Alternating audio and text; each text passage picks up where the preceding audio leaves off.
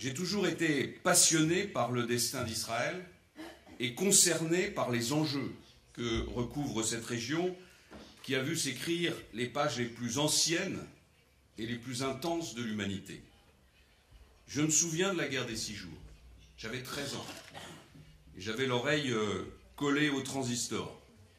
Je suivais les événements où l'on parlait d'un chef militaire à l'œil bandé, Moshe Dayan, et je sentais confusément, parce que j'avais 13 ans, que l'histoire était brûlante.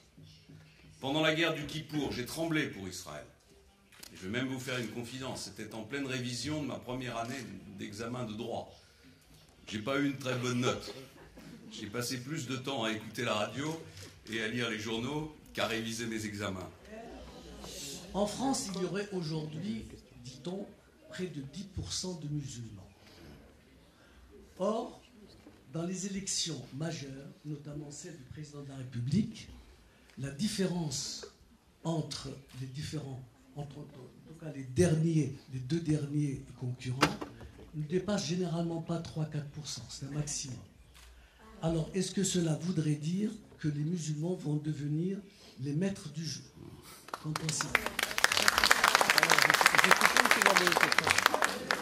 Pardon, mais la France, c'est un pays laïque.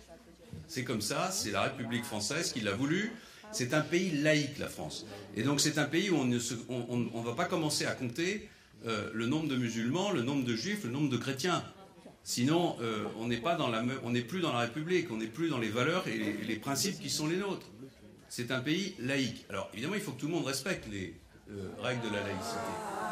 Bien sûr qu'il faut que tout le monde les respecte.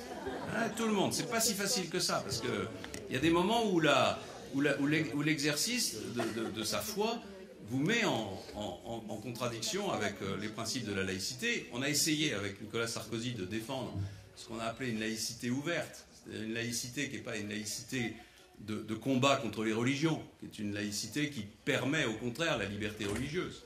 Mais comment? C'est seulement avec une communauté qu'il y a un problème. Non, il y a eu pendant 200 ans, pardon, excusez-moi, mais il y a eu pendant 200 ans un combat entre les catholiques et l'État. Voilà, moi je suis catholique, mais pendant 200 ans, les catholiques ont essayé d'empêcher l'État de faire régner la laïcité dans le pays. Donc il y a eu un combat très dur entre la République, enfin entre l'État et la religion catholique.